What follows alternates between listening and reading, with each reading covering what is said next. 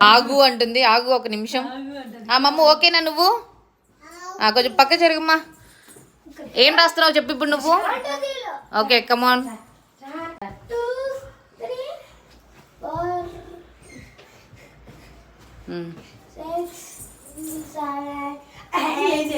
ఆగమ్మా. 11, 12, 13, 14, 15, 16. గట్టిగా చెప్తారా అయ్యి? 18, 19, 20. ఓకే 21, 22. చిన్నగా రాయి.